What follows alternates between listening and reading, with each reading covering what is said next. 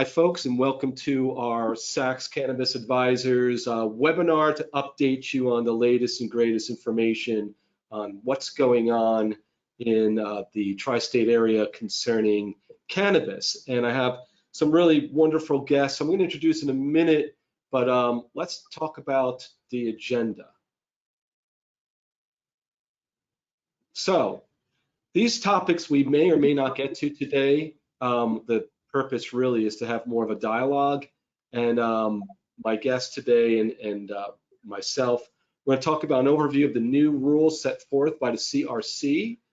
We're going to be talking about what's happening now in the cannabis space, things to be aware of related to insurance and the cannabis industry, how to successfully invest in and or have a startup company in cannabis, how to best position yourself for a license, financial modeling and budgeting, and some tax issues, all really exciting stuff.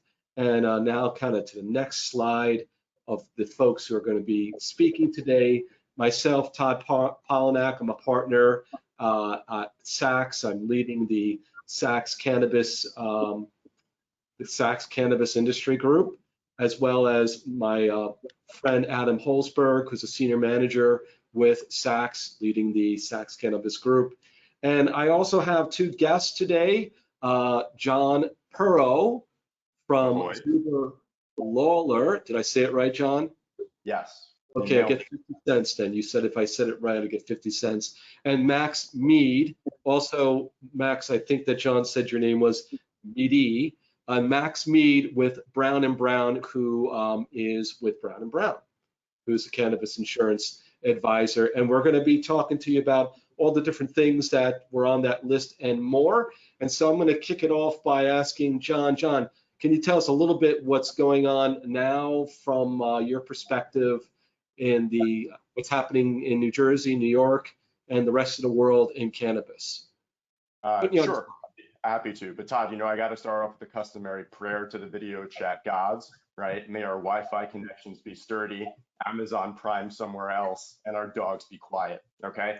Now, well, the dogs, I think, may be quiet here because we're in the office, but I'm pretty sure that I don't know. You look like you might have a dog somewhere. I have a very, very anxious cockapoo who's mellowed a little bit out now that we're in the suburbs, but yeah, no, he's still got that, barking at any perceived threat. Protective aggressive. I learned from the Dog Whisperer or whatever that show was called. There you go. Well, listen, maybe I can get some tips from you for my little dog Banksy later. But so what's happening, man? What's happening right now in New Jersey, New York, tri-state area, and the world with cannabis? Okay, so let's cover New York first, right? Because we're earlier on in the process, and there is a little bit of movement, but there's a long ways to go. So Andrew Cuomo's sex scandal was the gift that gave to the cannabis industry in New York twice, right? First, when he needed to distract from it as much as possible, he passed the Cannabis Act finally. And then two, when he was dragging his feet and using appointments to the Cannabis Control Board as a political chip for, in exchange for getting his MTA nominees approved, it reared its head and he ended up leaving. And now, the new acting governor, the new governor, Kathy Hochul, rhymes with local, I learned recently, she started moving on it. And so, before they could do any regulations or anything, they need to have the heads of the boards that are going to be crafting them and staff out the agency. And so she immediately got moving within a couple of weeks of starting. And so now we have 3 of the 5 appointments to the Cannabis Control Board in, and there are 2 more appointments that need to be made. That the ball is in her court, and I don't think they require legislative approval. So it's a matter of when those come along, then they staff out everything, and then they actually start working on the regulations. But the New York bill didn't build in really set deadlines like New Jersey did. Not that New Jersey's hitting the deadlines, but right. But it was more kind of open-ended. I think the idea is they work backwards from having to report in 2023 on the sales. So the idea is at some point in 2022 there should be sales. So that's where we are in New York. Now, New Jersey, New Jersey had one deadline, the regulators at the CRC, to issue regulations by August 21st, which happened to be the same deadline built into the bill as when municipalities had to choose to opt out, or else they'd be set with the defaults built into the bill.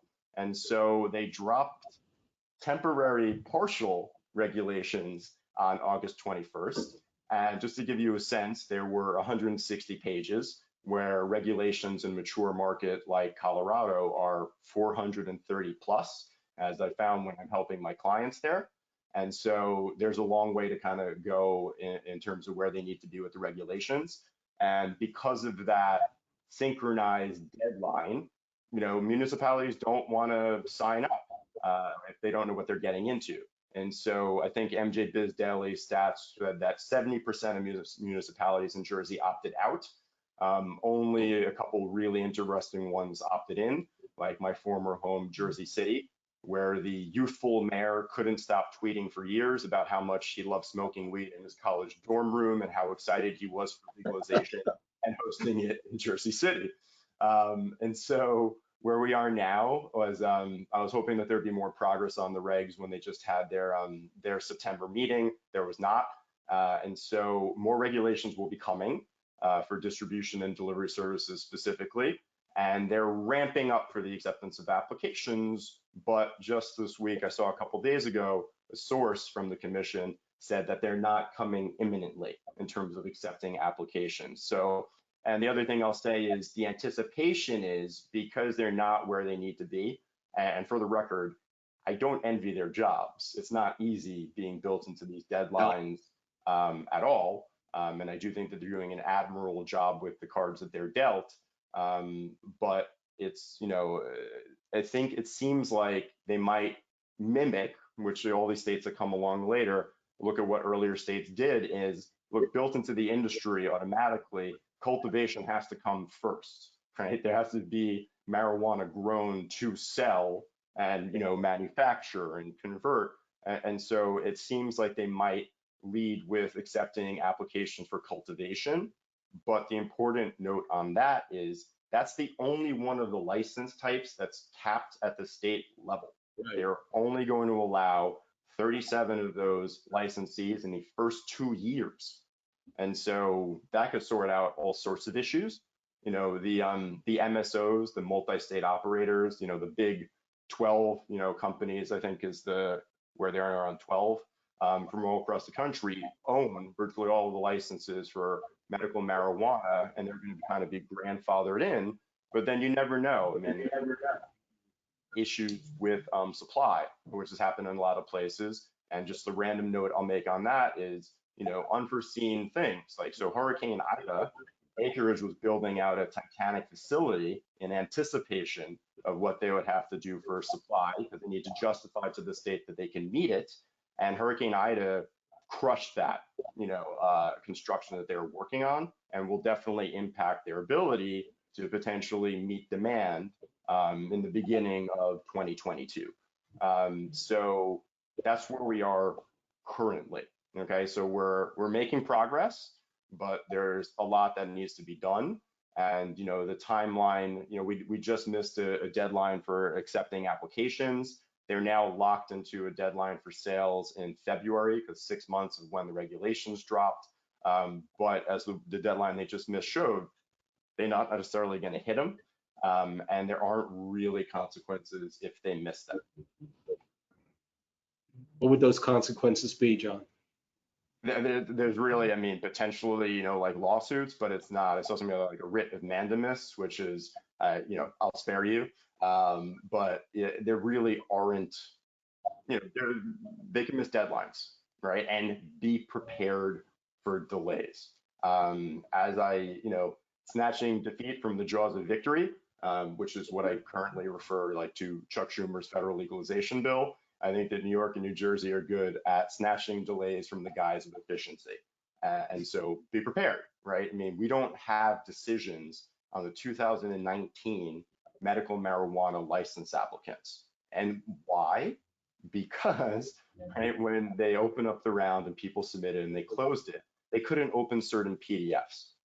And so rather than doing what Illinois did, which was let the people get those PDFs back in and then look at everything, New Jersey, for whatever reason I don't know, decided to litigate it for years.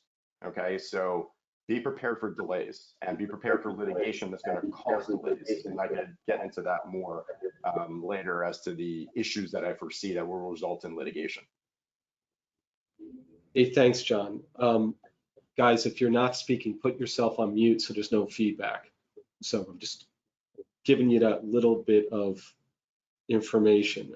So, I mean, my question, my next question is to whoever wants to answer this. When is the right time to assemble your experts to prepare to get the license? Because if there's going to be delays, does that mean you don't have to really, get your group in order, or and who do you really need on your team is the other question, because that has been coming up quite a bit in questions that have been asked of us. So I'll take that one. Basically, you should have assembled your team yesterday. If you didn't do it yesterday, today is another great day to do it. You really want to get going on that aspect, because while there are delays, the applications were supposed to come out this past weekend, didn't happen, but it's going to happen eventually soon. So you want to be in the right area for when that does occur, that you can make and submit those applications. The applications will be accepted on a rolling basis, so definitely getting it in early will be a great benefit to you when coming to accept this. But definitely need to get that team assembled. Definitely need an attorney, application writers, accountants, insurance. Those are all key areas. You need to get security assembled, payroll. These are all areas that are also part of the applications, questions that need to be answered. So you definitely want to have those experts on your team so you can best complete the applications and have the best chance to really be accepted when it comes to the applications and to get a license. Let me supplement, what Adam's saying there. So like the way that we work it in terms of license applications is, we have an affiliated consulting company, Global Go, and they have an insane, hard to believe track record. I think they're at 180 out of 181 on license applications around the country. Now those all aren't merit-based, right? But even on merit-based, they will, over 90% success rate. And, no one will have done these specific applications before, right? Everyone will be on the same playing field, but that's why you hire the people who have, the template, SOPs, and who have familiarity when the unexpected things come along. And I think one thing you have to consider is, the really experienced parties, and the way we have it with Global Go is that it effectively is cheaper for clients, right? These are people with legal experience, but they're not attorneys, and we step in, right, for the high level legal work relating to structuring things, on the corporate side, negotiating with your real estate, and trying to cover you in case there, are any issues that come up. And think about the fact that, sometimes the really quality people, their dance card could fill up. Okay, so I think that, you do want to book these parties, like the really good security teams, as you said, any of these experts. There's no harm in moving sooner rather than later, because things will always end up taking longer than you expect, right? Whether it's finding the right place, we still have a lot that we don't know about municipalities and how many different types of cannabis businesses they're going to let in. And so if you line up your team now, it's segmenting, the type of work that you're going to have to do as more stuff comes along, as the full regulations come out, as the municipalities finally have a chance to make an informed decision and weigh in on what they're going to allow or not allow. Yeah, just to piggyback on that regarding the real estate aspect, as John said earlier, about 70% of municipalities in New Jersey have currently opted out of the law, which means that we have limited space currently. Hopefully more will opt back in. So that really drives a competition for those limited spots. So not just the caps are being set by the CRC, you're also being capped by the available real estate. So definitely want to get that team assembled. Definitely need to focus on the real estate location and really get moving on those aspects. I mean, fortunately, there is a portion of the law that does kind of alleviate the concerns of real estate. So there are what's called conditional licenses. So basically, if You have all the other areas of the application all ready to go. You just don't necessarily have that real estate locked down. The conditional license is the right license then, because you can submit that, get approved, and then you have 120 days to really find a location, get local approval, and start your operations. Yeah, the conditional licenses are going to be a fascinating part of this. And the other thing I'll say about real estate in terms of why you want to move on that earlier, speaking from experience from other markets, right? Once, a municipality announces which places it's going to permit, the rent and the cost goes up. And so that's why it's nice to also work with, sophisticated parties that have mapping technologies. You find the right real estate broker. I one who sent me, a map of New York and which, had radii around every, 500 feet of every school and 200 feet of every house of worship. And so the quicker you get moving on that, and to any extent that you could anticipate the places that are going to be kosher, prior to the regulations being set, you're potentially saving yourself money. I'll just confirm everything you guys said. I mean, the earlier you can bring all those ancillary partners in, the better off you're going to be, especially if they have any previous experience in the space, because they'll be able to provide you with advice, tips, tricks, things they've seen with other groups that then help you and just kind of make you focus on what you need to get done. And piggyback on the real estate side, 100% agree. I'm already reviewing leases for potential applicants who are looking into space, because not only, like they said, you need to find a location, but depending on the experience of that landlord or how that lease is read, there's certain insurance portions of what I would look for that might need to be tweaked or changed to make sure you're going to be in compliance too, right? So the more lead time you give us to get in, help out, get as involved as we can, the more advice we can do and tweak those things now, so that we go through the process, boom, you get the, hey, congratulations, you won.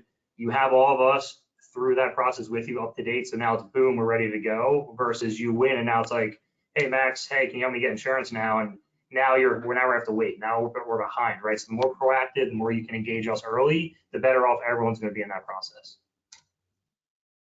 Yeah, that's a good point. Just because, you shouldn't piecemeal your team. You need to have a whole team assembled, because all the different areas are really going to overlap. And you don't want to be missing that piece because you just, skip that one aspect, that one expert, to try to focus on other areas, because it all works together. It's all complementary.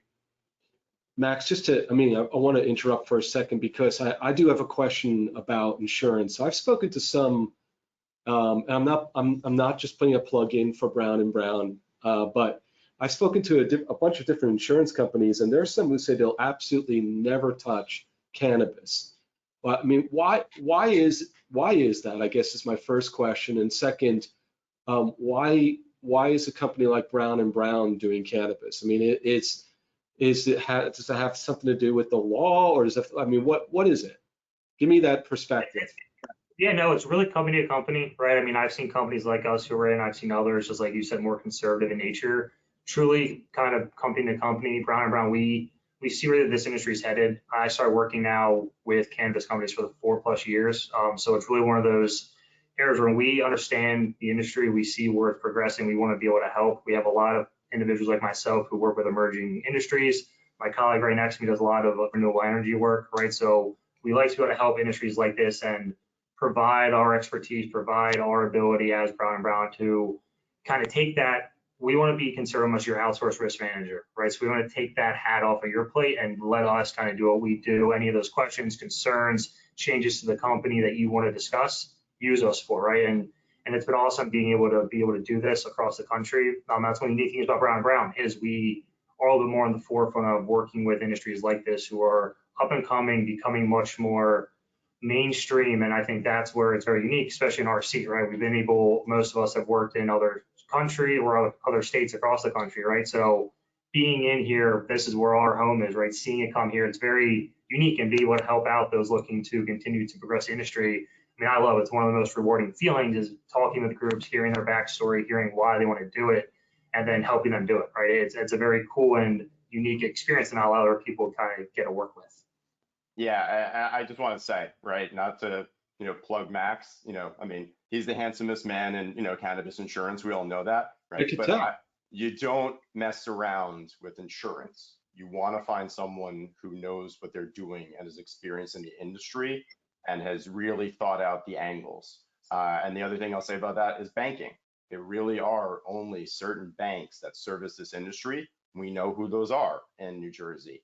And until there is federal banking reform, and I'll make a note on that, just I think yesterday, they're trying a different tactic in the House. They tacked on the Safe Banking Act into the defense spending bill, which is something I had not seen them do before, rather than doing freestanding legislation, though I still don't have the highest hopes, because you still have senators like Cory Booker and Chuck Schumer, right? So Schumer's position is, let's not do this piecemeal, right? I'm purposely not doing safe banking or things we think could get across and have conservative approval for, because I want to do all of it, which I think could backfire. And then you have senators like Cory Booker, who is taking the position, I'm not letting banking through unless there's social equity tied to it.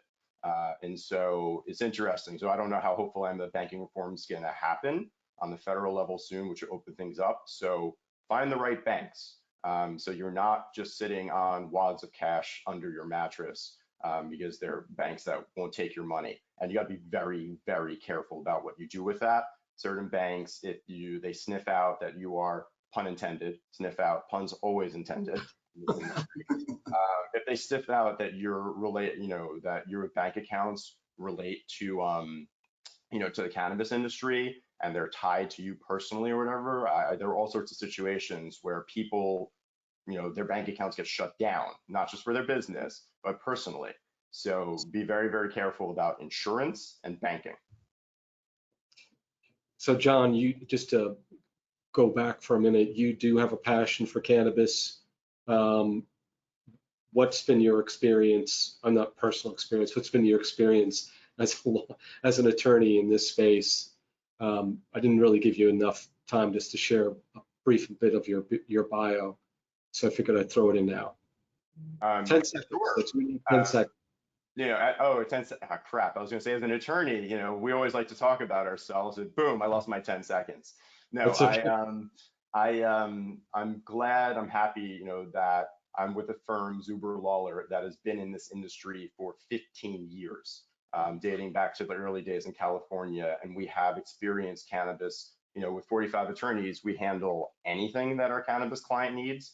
And we've seen it all. To the best extent that you can when every state is coming online in new and different ways. And Global Go, I mean, their stats, their reputation speaks for itself. So it's just kind of, was able to join a dream team. I only got in on an athletic scholarship, actually. So that worked out well for me. No, definitely not that. But, what was it? What were you actually doing that you got the athletic scholarship? Competitive remote clicking. I'm Okay. really, really good at that. Finding what I want to watch as fast as possible. That's really competitive. So Yeah, it's a great workout. You never expect it.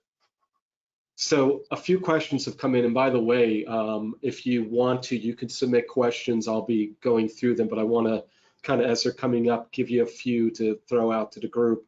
I guess the first one is the 37 cap on cultivation excludes micro business licenses, question mark.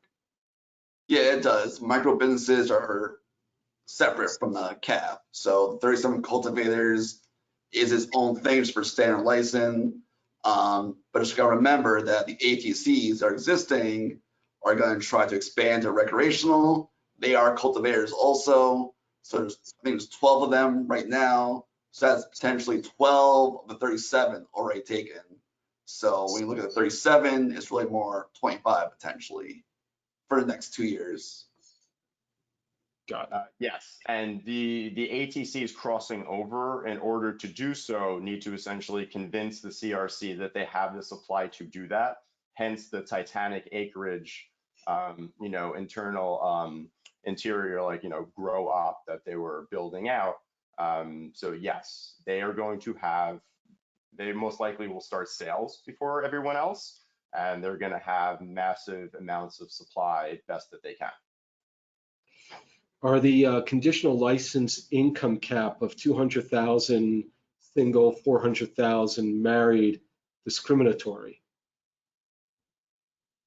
Based based I on can- income, requirements? Is it, I'm not sure.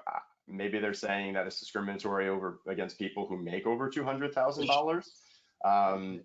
But let me touch upon this, right? So Sure. one of the interesting things about this rolling competitive license that's being set up is that there are parties that get to cut the line. And conditional license, because this is where social equity comes in. This is where the interest in diversely owned businesses comes in. This is the whole concept of impact zones, right? Where you're trying to drive economic benefit to areas that are not as wealthy socioeconomically and everything. And conditional licenses are very, very interesting play for the reason that Adam touched upon, in that you don't need to have everything necessarily fully in place, which might not be the worst play in the world, especially when it comes to real estate, if they're going to be the delays. And I think straight up that the rolling competitive licensing process, be wary of any state regs that introduce a concept for the first time. And for example, New York's THC tax, that's going to be an S show to be, I guess, PG-13 when that gets implemented. And the rolling competitive licensing process is just asking for litigation. Wait, so I come along after you and I've got a perfect score and you got in ahead of me and you got granted a license? That doesn't, jive well. And the whole cutting the line, the residency requirements are being challenged across the country in different states based on constitutional law, the Dormant Commerce Clause, and they're being shot down in certain states. And so conditional license, I think, is a really interesting play.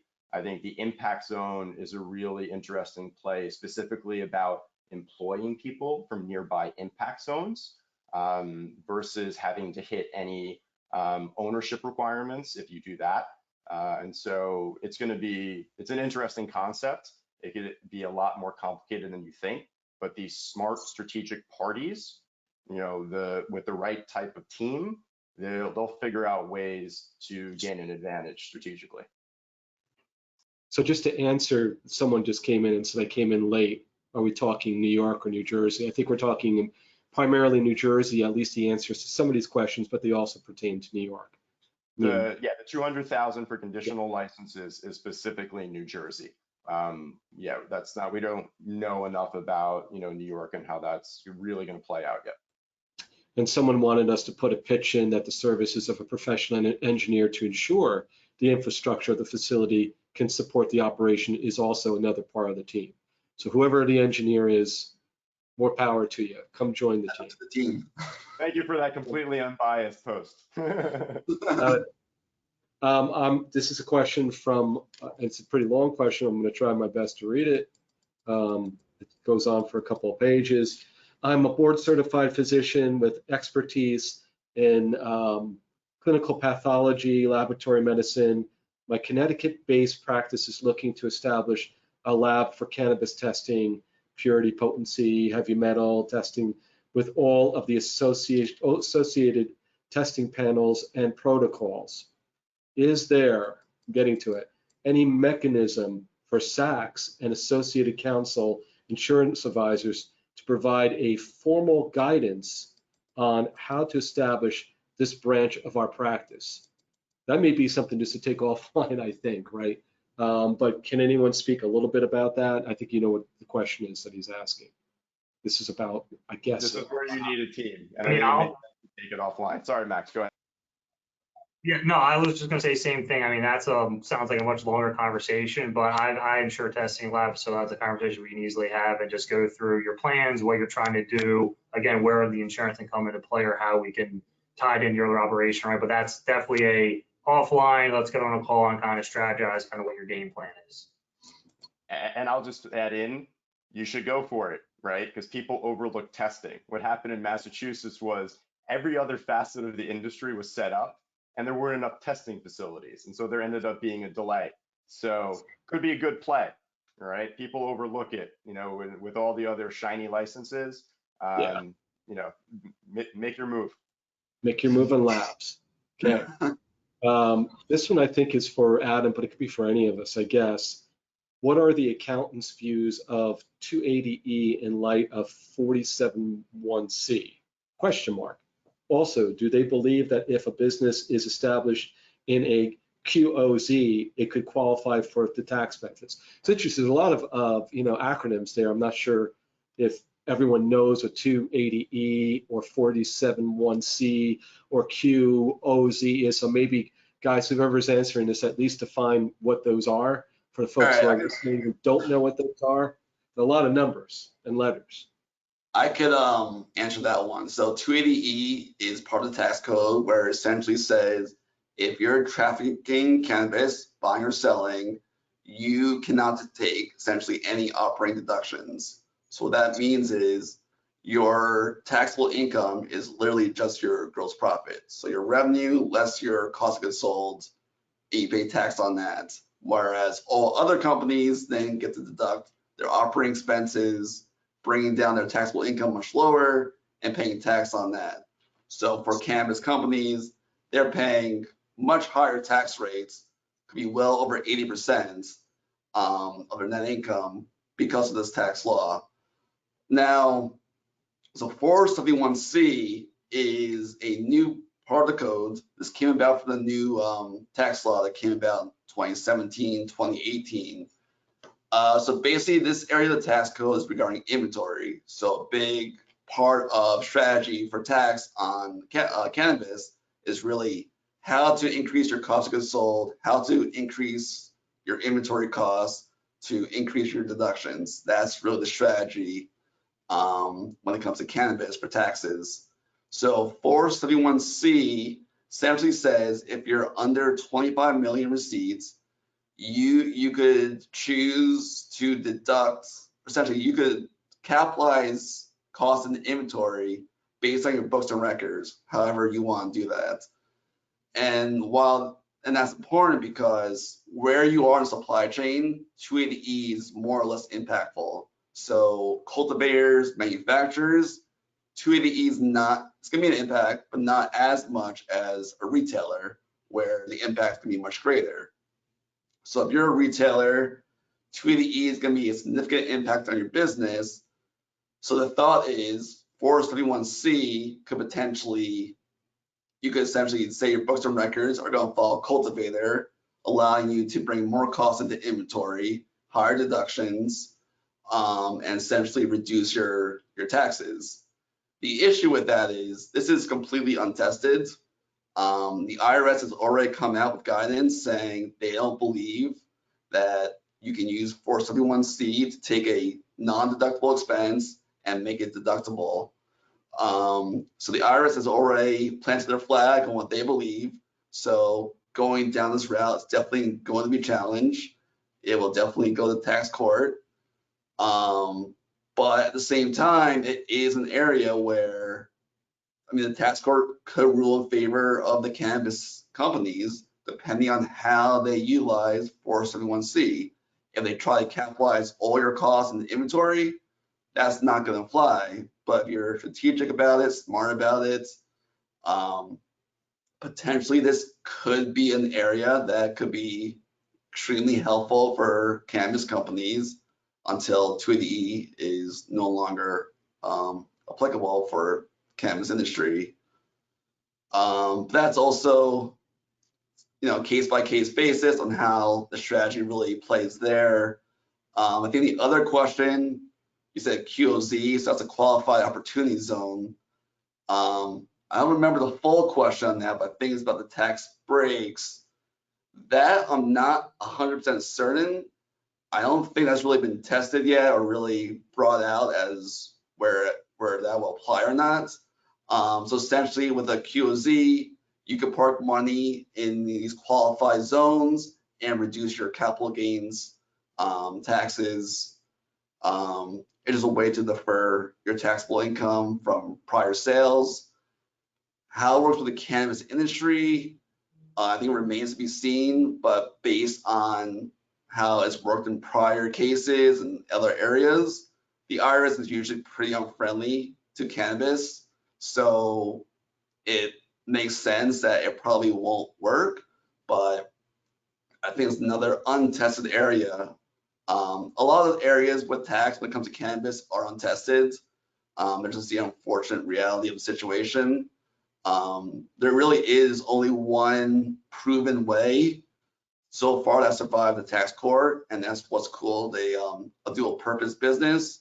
So if you're dealing with cannabis, and let's say you also have a major CBD operation, you can then, with good record keeping, allocate costs between cannabis, CBD, and take the deductions for the CBD side, and then you get 280E on the cannabis side, so you're limited there.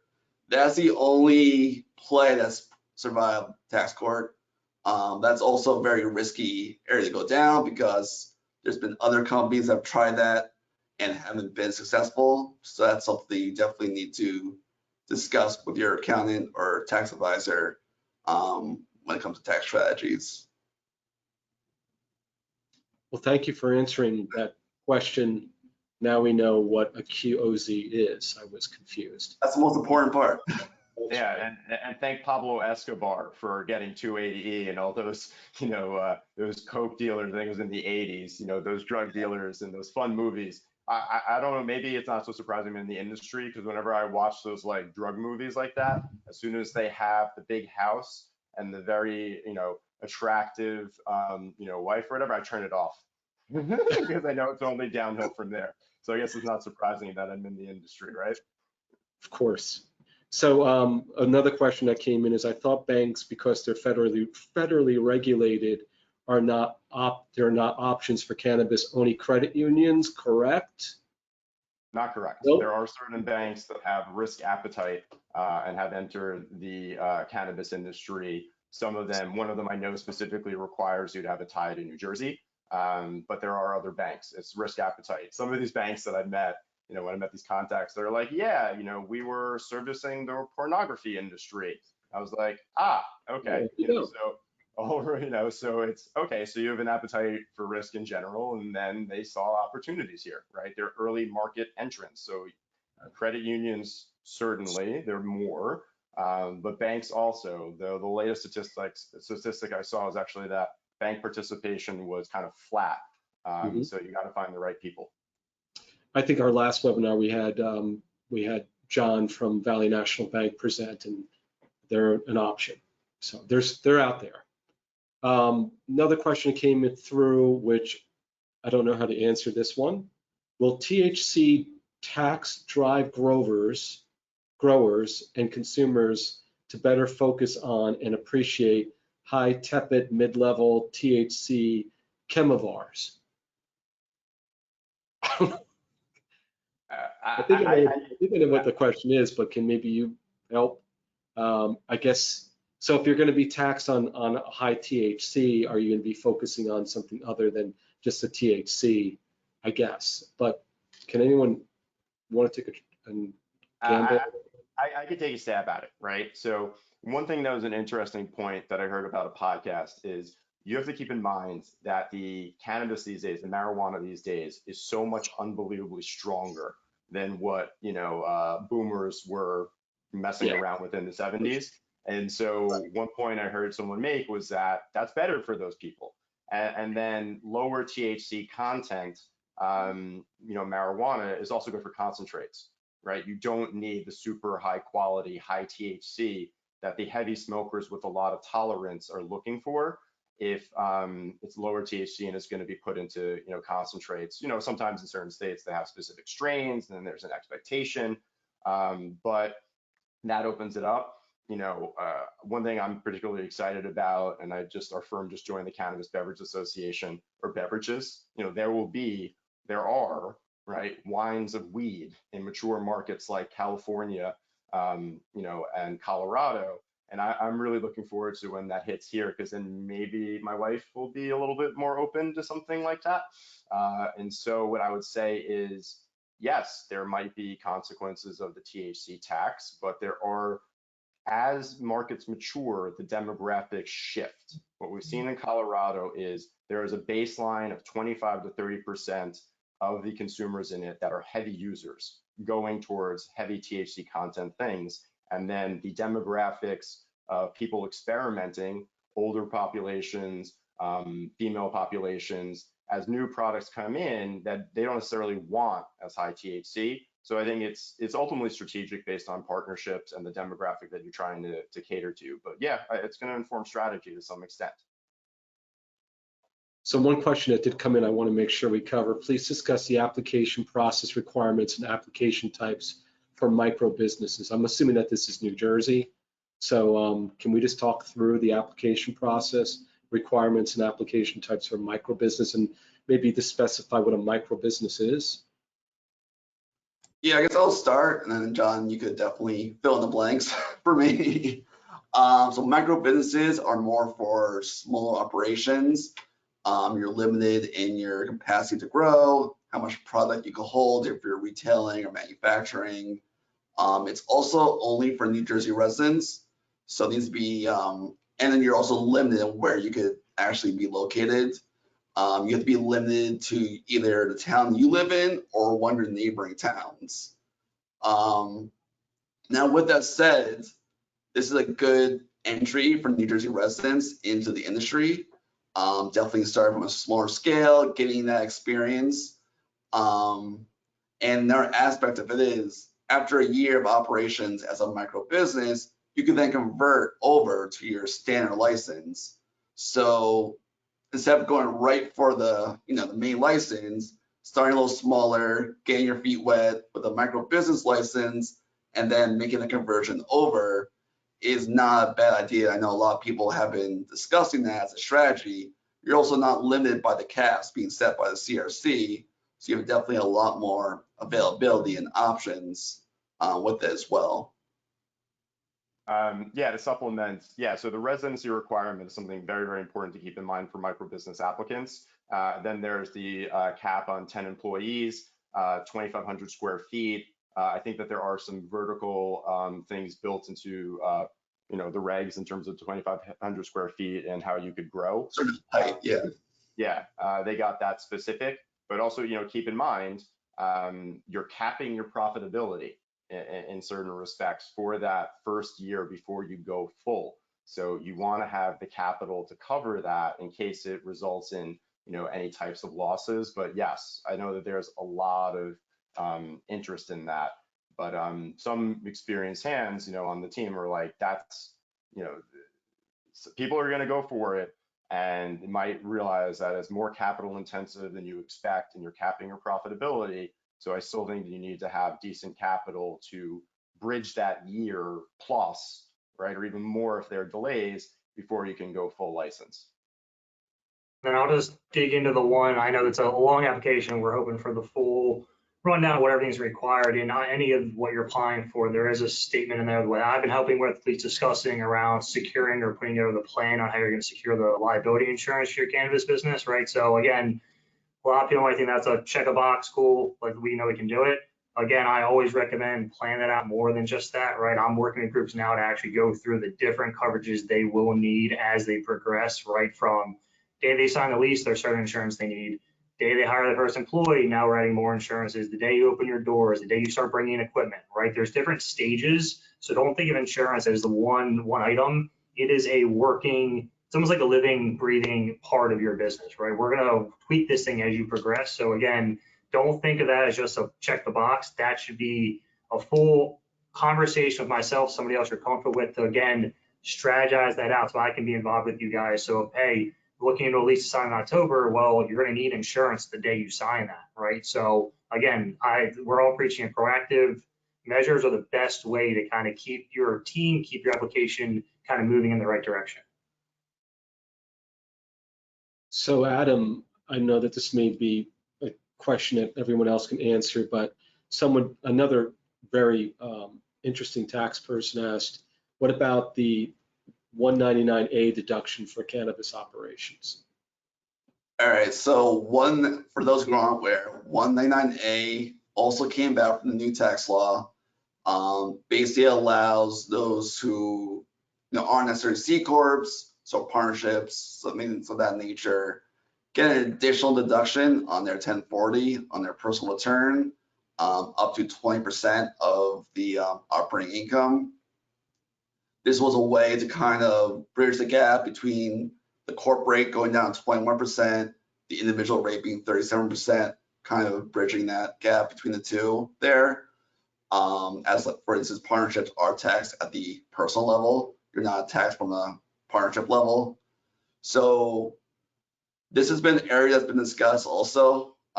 Could a cannabis operator on their 1040 take 199A as an additional deduction? And like with all things with cannabis, this is another untested area.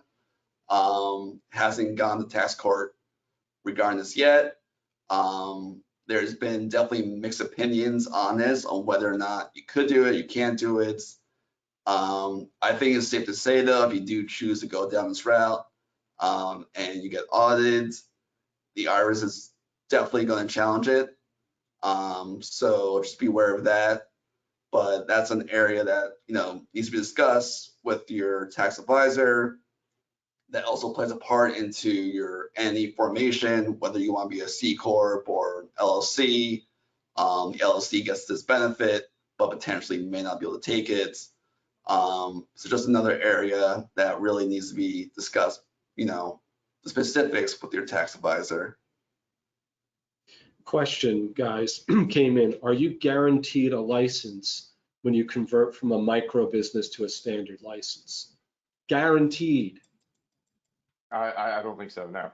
I mean, right, what if you had violations during that 1 year? No, just assume the answer is no to that. Yeah, I don't think it's, you know, consider any guarantees in this entire application process. Even if you're one of the, you know, jump the lines, like a social equity or diversity owned, one of those kind of businesses, applicants, all that means is you get to go to the front line. Doesn't mean you're necessarily going to be accepted. So same idea, the micro business applicant, you're allowed to convert, doesn't necessarily mean that you will be able to. Another question that came in, I guess, is the regulation on micro says owner of 51% of employees must live in a municipality or neighboring town. Owner of or 51% of employees. Do you follow the question? Is it the owner of 51% or the employees? What's the reg for micro as far as residency or the neighboring town? I think the issue with that was the original law said employees or, you know, owners, and the reg changed it to and. I think that might be the issue, but I'm not sure where that's settled. That's more of a legal topic. Yeah. I don't remember if it switched it from or to and. I'll be completely honest. I'd have to double check that.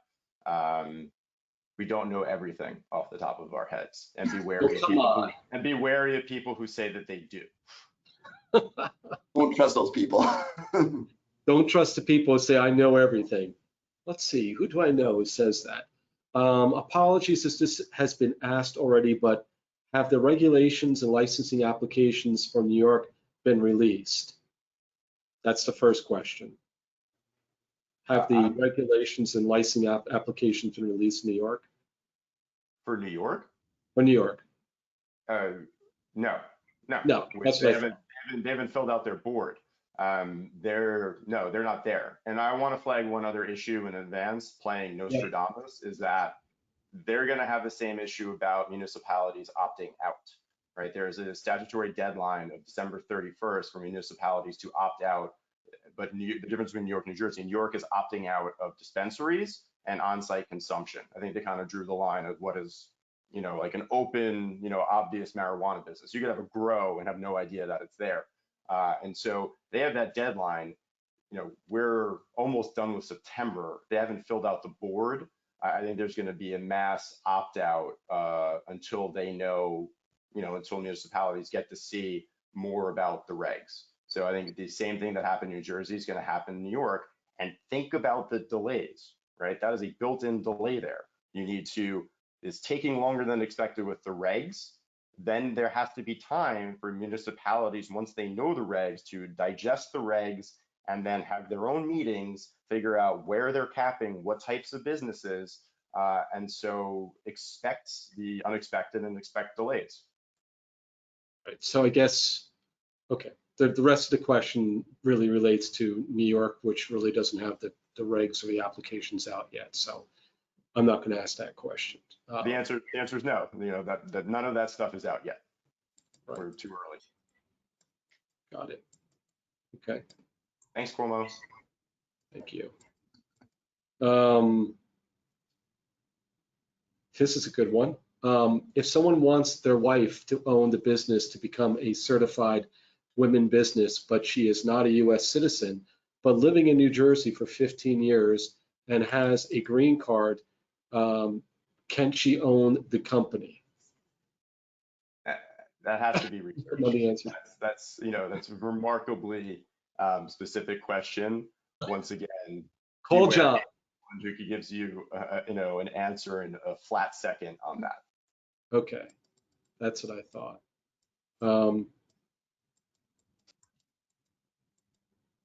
We got another one too. I have a few more and then we'll just go to an open discussion. The section of the New Jersey regs regarding management service agreements. Will licensed applicants and holders need to submit agreements with accountants to the CRC for approval? I know we're all looking at that too. I don't know. I don't think so, ultimately, right? I mean, I don't think so. management services, I think, is more targeted towards consultants coming from states like, you know, Colorado, where they have experience and they, you know, come in to help run your business. And parties like that are going to be what they want to see, right? Because part of the reason, you know, part of the thing you need to convince the CRC is, and then the municipality is, that you're going to be able to do what you say you're going to be able to do. That you're able to execute. They don't want to hand out licenses and have people go bankrupt because they don't know what they're doing. And so, but I don't think when it comes to service providers like accountants per se or lawyers, that's something that needs to be included in the information. In fact, I'm pretty specific that it's not necessarily in there. Got it.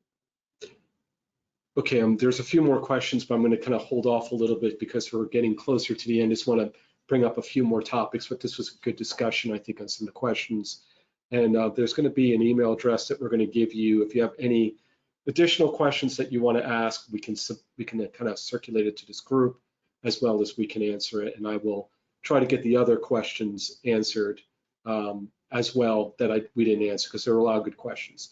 By the way, that's the whole purpose of the webinar, is for you to be able to ask questions. But I wanted to ask Max a question because it was an interesting topic that I think we had spoken about once before. What is the Claim Act, Max, and how does that affect insurance in cannabis? That would be interesting for my purpose to know. So it ties into some of the stuff John hit on, some of the federal bills. This one is really unique. I'm waiting. Again, I think one of the cool things is it's really a when conversation now. Before it was if things were to happen. This seems more like some of these are now whens. So the Claim Act is clarifying laws around insuring marijuana. What that's going to do is just going to really change the insurance offerings, right? Right now, when you talk about insurance, the carriers offering coverage are in the excess and surplus or the not admitted market, right? So what that means is they are who you go to when the standard insurance carriers, Travelers, Selectives, State Farm, or the ones you hear about more often, when they aren't able to offer coverage to a company, whether it's because of their loss history, maybe they're a new business, maybe what they're doing is risky, and they can't get coverage through that standard market, they need to go to that excess and surplus market. What the Claim Act is going to do, it's going to provide a safeguard to those standard insurance carriers who can't offer cannabis coverage right now and allow them to those licensed operators. So truly, it's going to revolutionize the offerings in the space, right? Because of right now it's a little more limited. When that passes, now there's going to be more carriers in the space, which all that's going to do is drive up the competition, increase the coverages offering, and also reduce the pricing because there's going to be more insurance carriers competing over business, right? So that's another one of those federal bills that if and when it passes, it's really going to help, again, just continue to progress this industry and offer more and more additional services. And again, higher limits, better coverages, and again, more price competition when more carriers are involved. Thanks, Max. So just as we're wrapping it up, a few things. First, I think all of us are going to be at the New Jersey Insider Cannabis event tomorrow, correct? So if you are there, in New Jersey. It's at it's in Carteret, correct? Yes. Yes. Okay, well, we will be there, so look for us. Don't know if we'll be signing autographs. Adam may be signing some, I don't know. But I mean, one of the things that we have heard is that there's a lot of interest in cannabis, but there's a lot of people who are just kind of, I don't know, experimenting in the sense of getting into the business. And there are some people who really want to be players. So if you want to be a player, you've got to be there. And we have a commitment to be there, as well as Max and John and their different groups. Max, Adam, John, any last remaining comments before we close this out? Because we're closing it out in a few minutes. Yes, actually, something did click in my head. The green card wife thing popped in my head. The word citizen doesn't appear anywhere in the New Jersey regulations, right? It's about residency requirements. So for purposes of the New Jersey regs, I don't think that's an issue. There may be other, corporate or potentially, I guess, tax considerations in other regards, but for purposes of the New Jersey regs, I don't see that being an issue. Good, thanks. Adam, Max? I'll just jump in and say thank you guys, the whole SACS team. This was awesome. I think the more and more of these happen, it just helps individuals who, again, either have interest, who are really dug into the application process, just gives them more advice, gives them more individuals that they know they can reach out to. Half my days are always spent really just talking with groups, right, having a conversation, helping with any questions, providing any of the strategic advice or experience that I have, because at the end of the day, we're all really on the same page of wanting this industry to progress, right? So having every company kind of do things the right way, that's going to continue to move the industry along the way we're all trying to do it. So thank you to you guys, because again, the more this gets out there, just the more everyone can kind of take advantage of it. Awesome. And Adam? Yeah, I just want to thank all the attendees for coming, all their questions. We're here to help you succeed in this industry. It's a very complex, highly regulatory industry, and we want to make sure that everyone's best equipped to really operate and succeed. So I hope to see, everyone tomorrow. If you can make it, stop by, say hi, and thanks again. And Adam's going to have candy there. You definitely bring candy. I don't know. You said we can't have gummy bears, right, John? You said that's not permitted. So you don't want to set expectations in one way or another as to what those gummy bears might contain, is all I'm going to say. Just be regular gummy. Thank you to the host, by the way. I think I wanted to tack that on as well. Thank you. And this is the last, if you want to download the budget and forecasting guide for cannabis business, you can do that by visiting the website, sacsllp.com cannabis. You do have, this will be circulated, they'll be on our website as well, the recording today, and you have everyone on the panel's email address, so you can also email them directly, and they'll be back on again. Our whole purpose is to have a continuing series of these webinars as time goes on, because there'll be new developments, and of course, we're bringing in New York as well as New Jersey as things develop. So thank you guys. We're going to close out the webinar and have a great day. And if you're around Carteret tomorrow, stop by and say hello. So take care. Signing off.